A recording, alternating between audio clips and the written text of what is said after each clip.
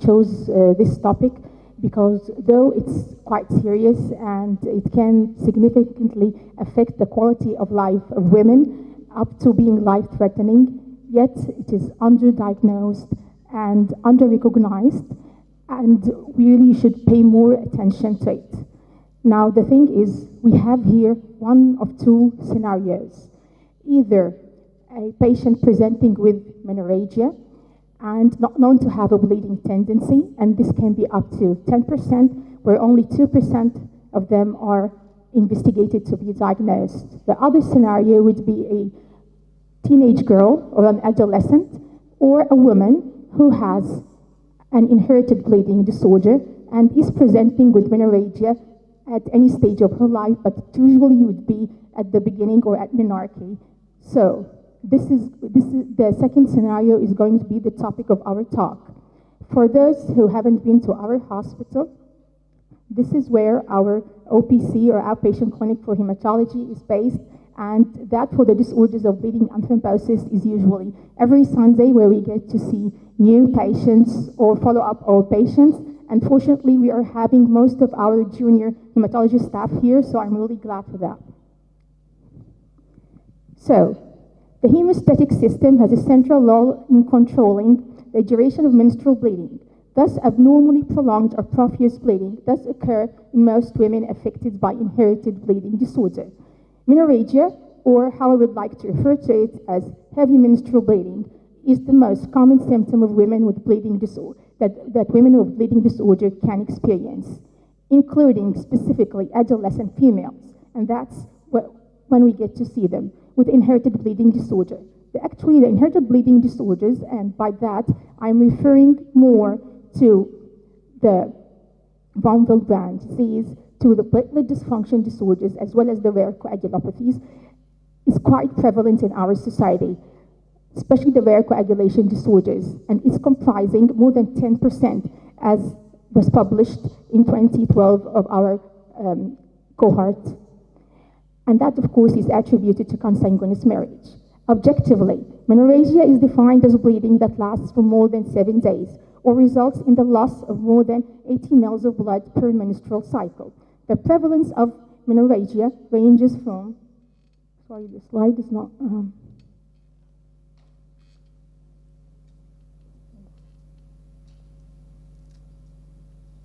yes, because not the whole slide is apparent. Okay. Just, can you, yes, I need to minimize that. No.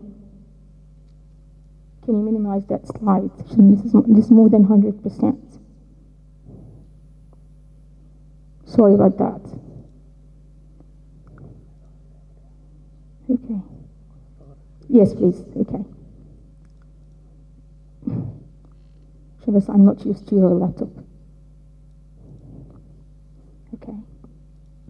Okay.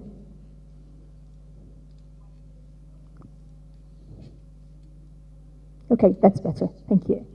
So, the prevalence of menorrhagia in a woman with a bleeding disorder would range from 32 to 100% in patients with von Willebrand disease, to 5 to 98% in total platelet dysfunction, and 35 to 70% in women with a rare coagulation disorder.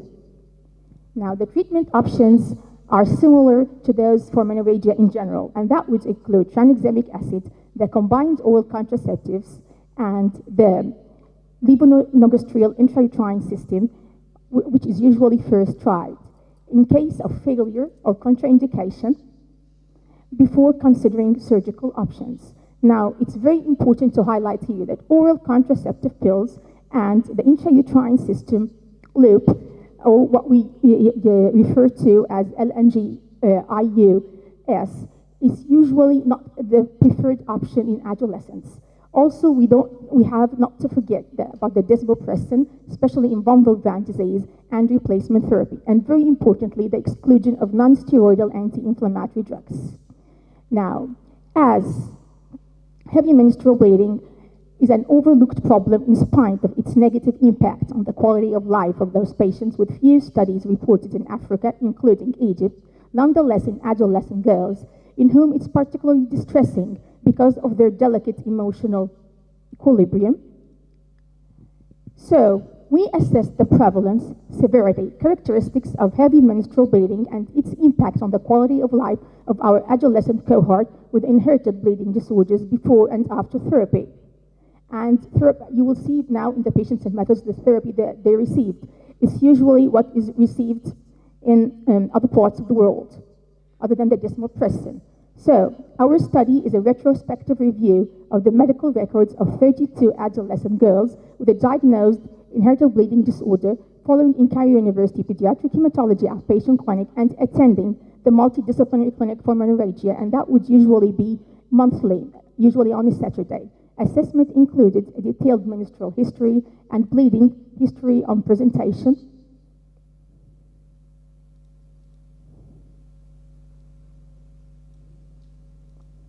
Okay, thank you.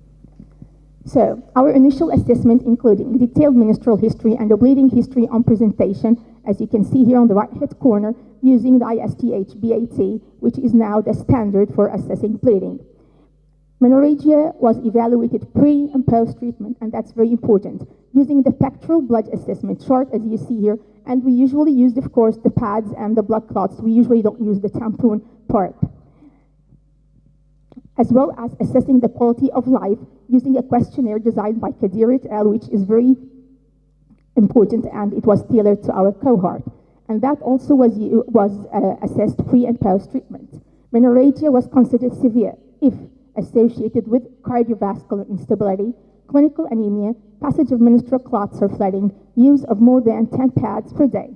Patients are followed up regularly every 1 to 6 months according to the severity of the condition, and each patient has an individualized treatment plan, and they would have records, and they would come with their records because this is very important. It determines their short-term and long-term plan.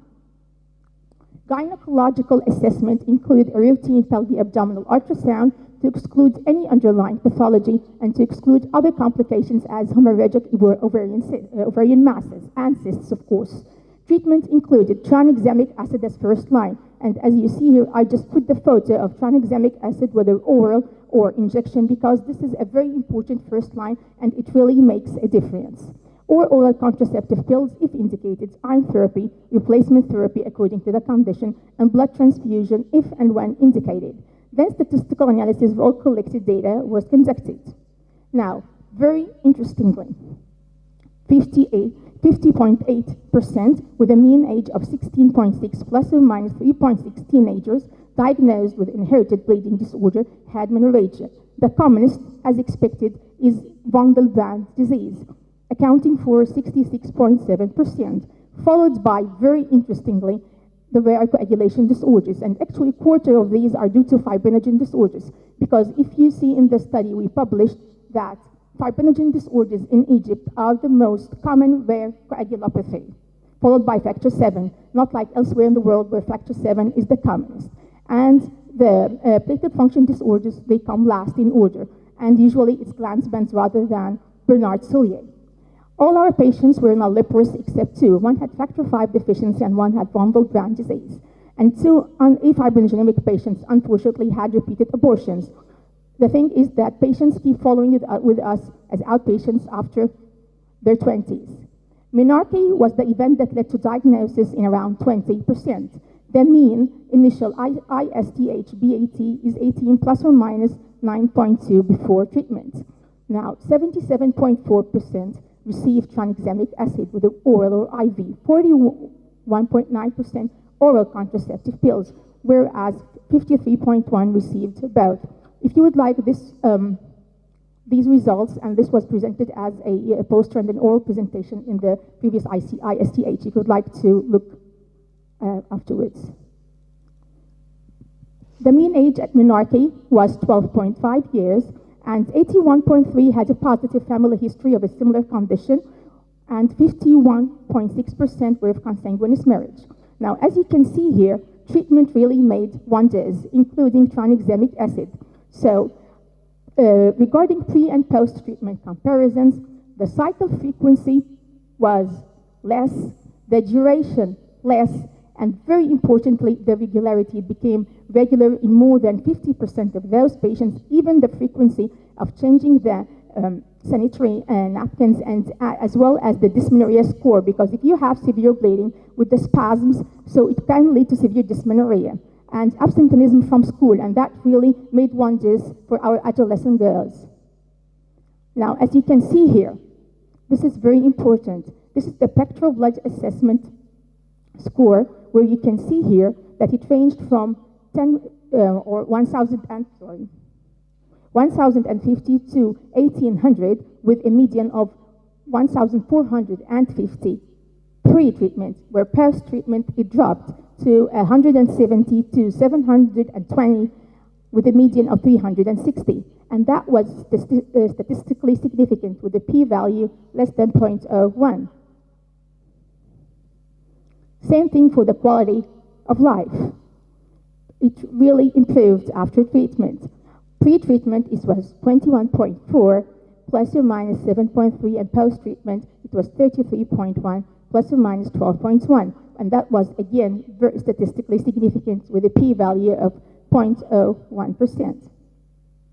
Now, regarding complications, that's really a slide that I need to just pause at, because that is a very sad slide. Now, 3 patients had rupture ovarian cyst, 1 died, 1 living, and 1 did an oophorectomy. 1 had a bilateral oophorectomy, and I remember this very well. This patient had factor V deficiency, and at the age of 18, actually she presented with severe acute abdomen, bilateral ovarian cyst, and rupture, and unfortunately she did total hysterectomy, bilateral oophorectomy at such a young age, and this was catastrophic for her.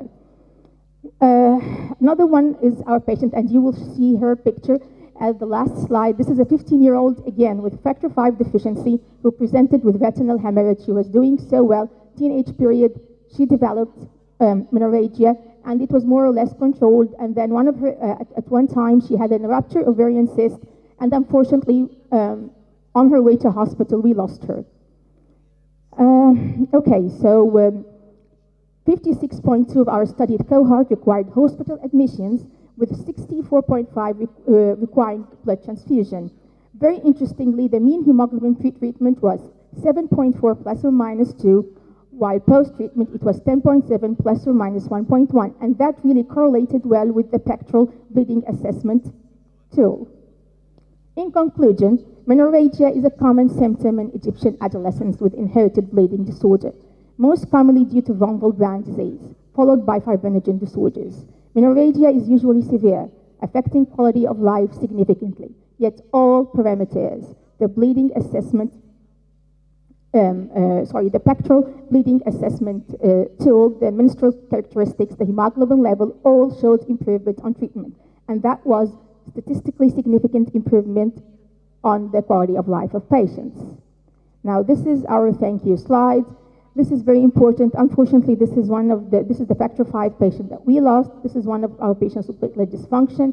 And these are 3 patients on prophylaxis, and they are doing well, 2 with von Willebrand disease and 1 with factor VII deficiency. Now, this was during one of the wonderful celebrations of Dr. Magy of the Egyptian Society of Hemophilia, and the children were so happy. Unfortunately, this is the current picture, but inshallah, we got a new picture there. And I would like to thank so much our patients and their families, our research fellow, Dr. Omneya, and our gynae consultant, Dr. Ahmed Zakaria, and our hematology team, especially those looking after the disorders of hemostasis. And actually, we're having all the junior staff here, but we don't have any of the senior staff. But thank you to everyone, and thank you. Thank you, Dr. Magy, for this elegant presentation. But I would like to ask you, there weren't any hemophilia carriers among your patients with menorrhagia? Actually, no. The thing is that hemophilia carriers, they don't follow up regularly unless they have a major problem. So none of the cohort, and none of them backwards, suffered menorrhagia? There was only one that had menorrhagia, and she had to do a surgical intervention, and after that we lost her. But otherwise, none of them had, which is it's an important and interesting question, because this is contrary to the results worldwide, really. Yes. Thank you so much. You're welcome. So, any questions to Dr. Magy? Yeah, تفضل.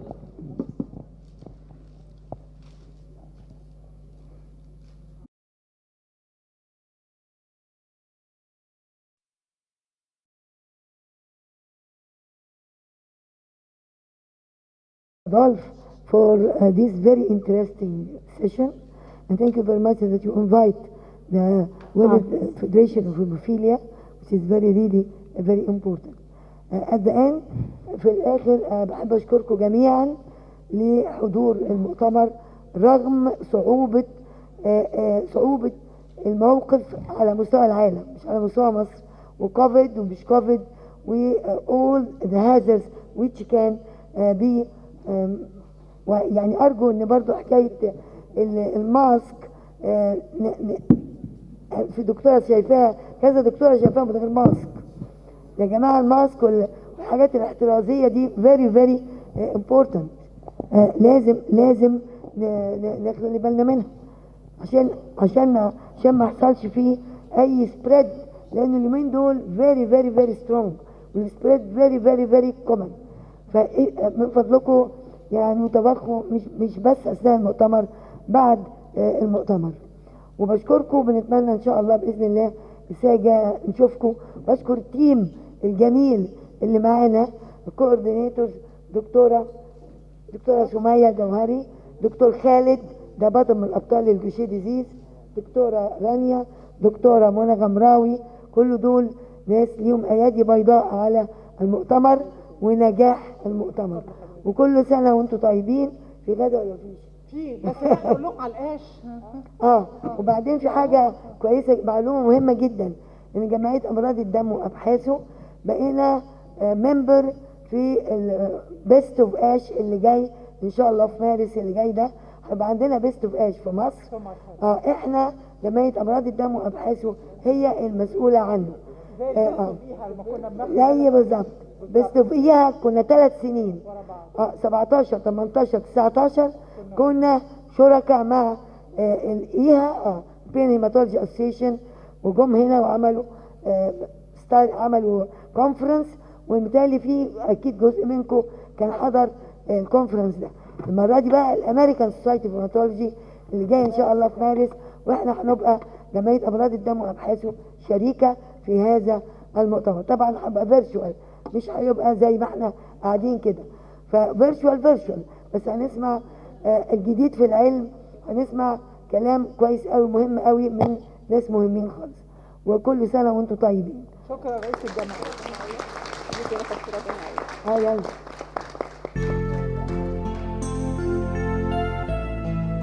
لا